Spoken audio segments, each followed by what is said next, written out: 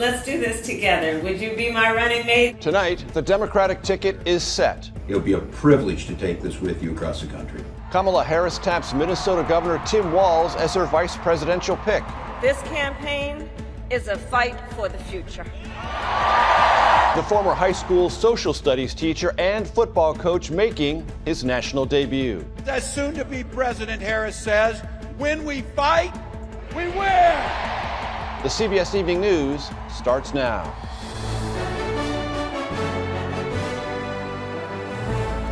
Good evening, everyone. I'm Major Garrett. Nora is on assignment. Welcome to the Spotlight, Tim Walz. There's the Minnesota Governor and Vice President Kamala Harris in battleground Pennsylvania tonight, hitting the stage for the first time together to roaring cheers that lasted more when they arrived than 2 minutes.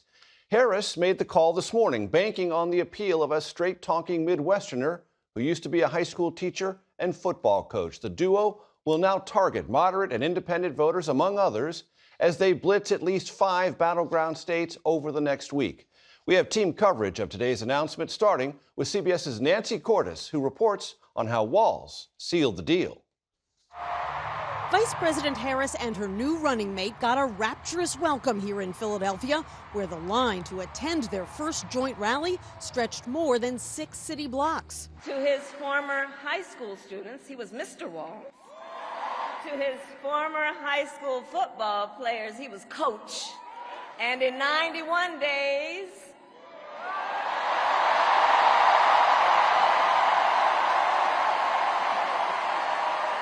the nation will know Coach Walz by another name, Vice President of the United States. She believes in the promise of America. We just gotta fight. We just gotta fight. Because as soon-to-be President Harris says, when we fight, we win! Sources close to the selection process tell CBS News it was his leadership experience and strong rapport with Harris that pushed Governor Walz to the top of her list. Hi, this is Tim. It's Kamala Harris. Good morning, Governor. Campaign cameras were rolling this morning when Harris called Walz to offer him the job. Listen, I want you to do this with me. Let's do this together. Would you be my running mate and let's get this thing on the road? It'll be a privilege to take this with you across the country. The choice was embraced today by Democratic leaders and union leaders, by progressives like Bernie Sanders, who called Walz a great asset, and by moderates like West Virginia's Joe Manchin, who said, I can think of no one better than Governor Walz to bring balance back to the Democratic Party.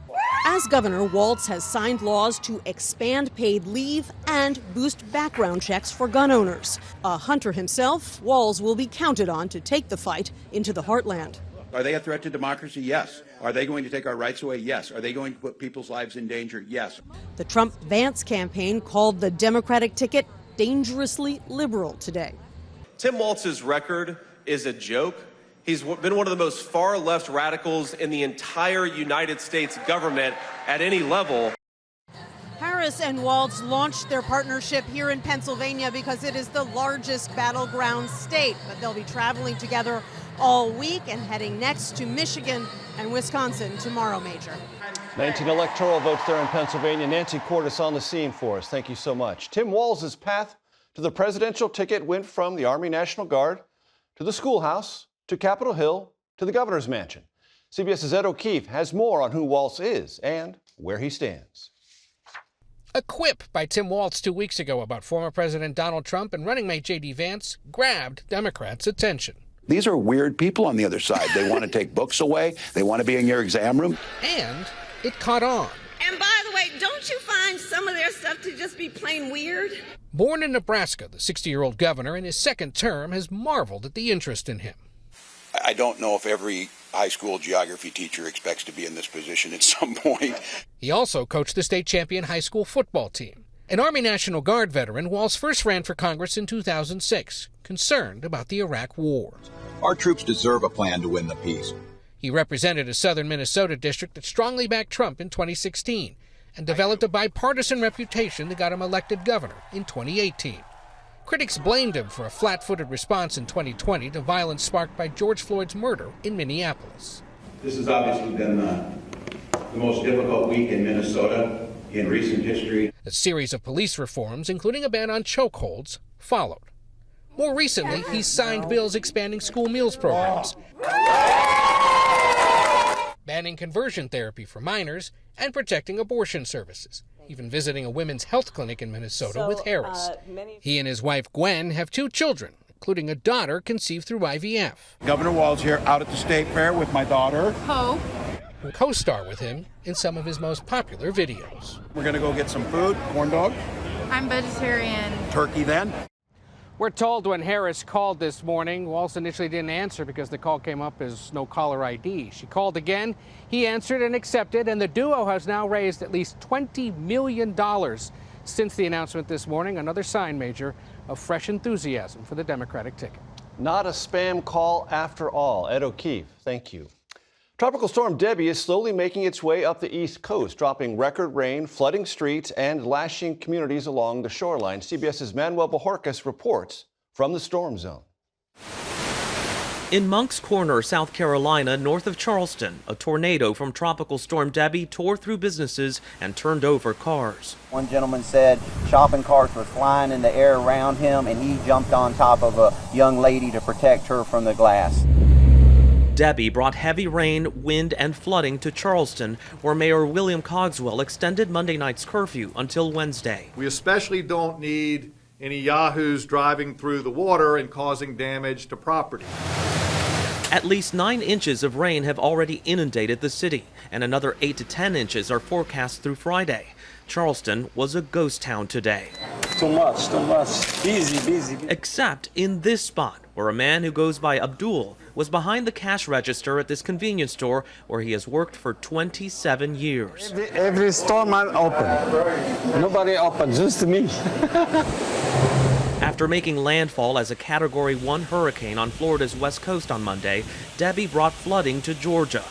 I'm Cristian Benavides in Savannah, Georgia, where some roads remain closed. While flooding did not reach the historic levels that officials warned about, the heavy rainfall still left some residents picking up the pieces. Well, my first instinct was to go check on my kids because I didn't. Shakina Conyers, a single mother of 4, was sleeping while Tropical Storm Debbie pummeled her neighborhood. Her roof caved in after this tree was uprooted by the storm. Family belongings in her living room and kitchen are ruined, and her apartment is uninhabitable. For my kids, all I know is to put a smile on my face and say, we're going to be okay. From here in Charleston now, we can report that, as you can see, there's been a break in the rain. That's allowed the water in this once flooded neighborhood to subside, but the threat is by no means over. As the storm continues to churn just off the coast, a flash flood warning has been extended into tonight. Major? Manuel Bojorquez, thank you. Turning now to breaking news. The Justice Department has charged a Pakistani man in a murder-for-hire plot against U.S. government officials and politicians, including former President Trump. Sources tell CBS News that intelligence about this alleged plot prompted the Secret Service to ramp up security assets for the former president. CBS's Nicole Skanga has the details. The complaint accuses Pakistani man Asif Merchant, allegedly tied to Iran, of orchestrating a plan to assassinate government officials on U.S. soil. One of those officials, former President Donald Trump. Law enforcement officials received a tip and then reportedly used a range of tools and tactics to catch him engaging in criminal behavior. The complaint alleges Merchant traveled to New York in April, contacting a potential business partner to assist him with rounding up hitmen. Instead, that individual alerted the FBI and began working with investigators as a confidential source. The confidential source accompanied Merchant on scouting missions to New York City clubs, potential recruitment spots, and shelled out $5,000 to undercover agents posed as would-be assassins. While we still don't know the level of connection this individual had with the Iranian regime itself, what is clear is that Iran has a long memory. Iran has long vowed to retaliate against Trump and other top U.S. officials after they ordered a drone strike in 2020, which killed Qasem Soleimani, the head of the powerful Quds Force. Last year, former National Security Advisor John Bolton spoke to 60 Minutes about the Iranian plot against him in 2022. So what exactly was the plot against you? The Revolutionary Guard sought to procure either my kidnapping or my assassination, not directly by a Revolutionary Guard's member, but by seeking a hitman who would carry out the job either in the U.S. or abroad. Merchant was arrested last month within days of the attempted assassination of former President Trump at a rally in Butler, Pennsylvania. But investigators have not found evidence of any connection. An important distinction. Nicole Skenga, thank you so very much. Tonight, the Middle East is bracing for a retaliatory strike on Israel by Iran and its proxies over the recent assassinations of Hamas and Hezbollah leaders. CBS MTS Tayyab is in Beirut. In a fiery speech via video link, Hezbollah chief Hassan Nasrallah told supporters that following last week's assassinations of a top Hezbollah military commander and Hamas's main political leader, Israel should be afraid of Iran's planned revenge attack and from what he called the axis of resistance, which also includes Hamas and the Houthis. Well, as supporters of Hezbollah vowed to avenge the assassination, we could hear the sound of Israeli fighter jets in the skies above Beirut break this sound barrier. Hours earlier, Hezbollah drones were seen above the northern Israel city of Nahariya and were targeted by Israeli air defense missiles. But one missile missed its target and crashed to the ground, injuring several people at a bus stop. A later Israeli airstrike in southern Lebanon killed 4. This volatile tit-for-tat is widely seen as a prelude to a much-feared wider war and comes as the Pentagon announced it moved another aircraft carrier to the region to join the U.S. warships already there. And tonight, CBS News has learned a squadron of F-18 fighter jets have been sent from the USS Theodore Roosevelt to an airbase at an unnamed Middle East partner nation, with F-22s also on the way, as the region continues to brace for Iran and its proxy's response to Israel's brazen assassinations. Major. MTS Tayyab, thank you.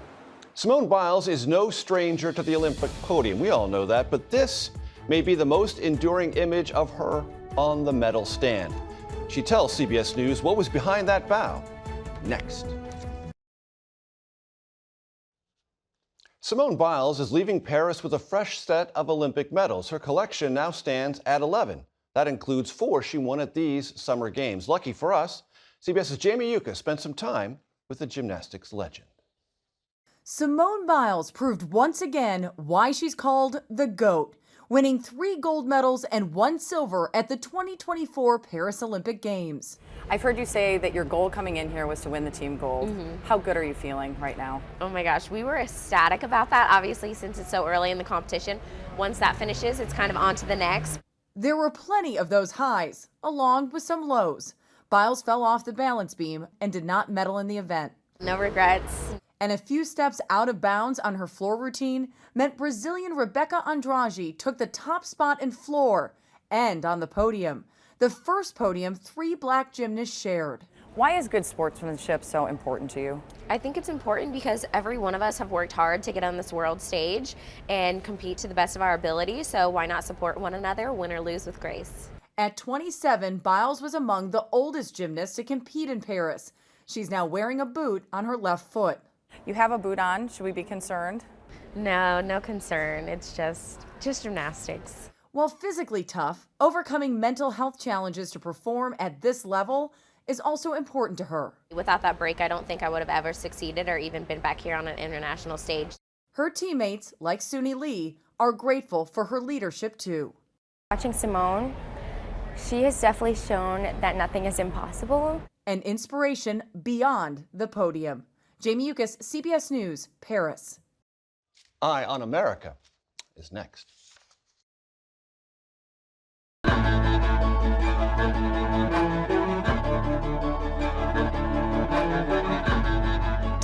Perhaps you've noticed our social media feeds are now a battleground in the race for the White House. And in this space, Democrats have deployed influencers to win over voters online. In tonight's Eye on America, Jolene Kent reveals their sophisticated and expensive tactics. Look at the volume in this hair. 23-year-old Awasane made a name for herself dispensing beauty tips on TikTok. I just peed in the White House.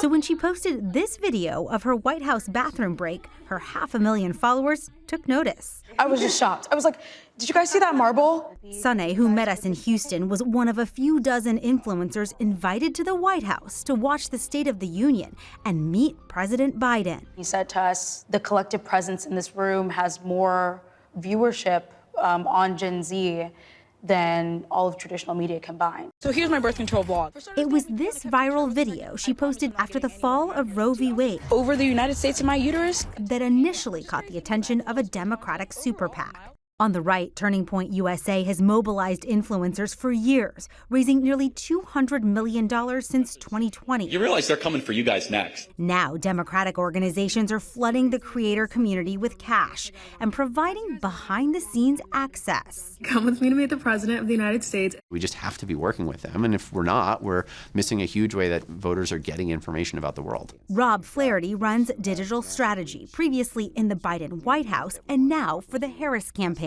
You think you just fell out of a coconut tree? He called the highly memeable Harris a massive asset as the campaign reaches out to thousands of influencers. What kind of coaching do you give influencers acting on behalf of the Harris campaign? Talking points, resources, base language. While Flaherty says the Harris campaign does not pay influencers directly, CBS News found a constellation of other Democratic political organizations that do. In May, Future Forward, the super PAC supporting Harris, hosted panels like Gaming the Algorithm and how advocacy can benefit your business. In the first 100 days of a Republican presidency under Trump, Project 2025 talks about sacking thousands of civil servants. Last month, Sunay says she was hired by Protect Our Care, a progressive advocacy group that relies on anonymous donors. She made a video warning about Trump's second-term agenda. They almost help you script it, right? Right, like, definitely. She takes their talking points and puts them into her own voice, saying she always discloses when she's being paid. What's your rate? So a video just for a creator in my size, an average can go from $3,000 to $10,000 depending and upwards. This is a bid by campaigns to create authenticity at a small scale. University of Pittsburgh's Sam Woolley studies political influencers. How can you tell what is a genuine grassroots expression of political opinion versus what's being paid for? If you see multiple influencers spreading the same exact message, you can start to realize, some kind of coordination is going on. Next up for Sunay, the Democratic National Convention. They just told us that if we wanted to put on our own show, that they would give us all the resources to do that. The Democrats are rolling out the red carpet. Definitely, and I'm glad to be on it. The beauty influencer now applying her own filter to this presidential campaign. For Eye on America, Jolene Kent, Houston. Up next, the San Diego Zoo welcomes 2 new, unbearably cute residents. This portion of the CBS Evening News is brought to you by Nurtec ODT.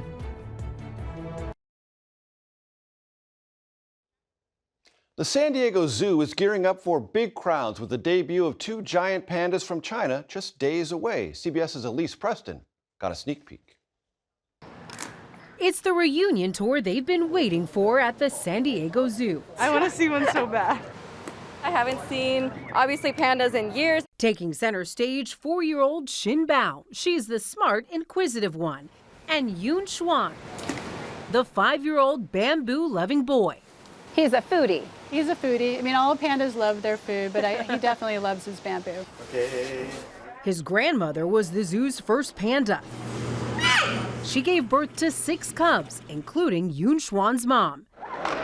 Panda diplomacy began in 1972 when Chinese Premier Zhou Enlai gifted 2 bears to First Lady Pat Nixon. I think they're adorable, endearing creatures. China leases pandas to the U.S., usually for 10-year terms at $10 million a pair. In recent years, the Chinese appeared to pull back the bears as leases expired. Yeah, of course I want the pandas back. Now the age of the panda returns. They're just so adorable. You just want to snuggle up with them. Hopes are they bear the next generation and peaceful panda relations. Elise Preston, CBS News, San Diego. And that is tonight's CBS Evening News. For Nora O'Donnell, I'm Major Garrett. Good night.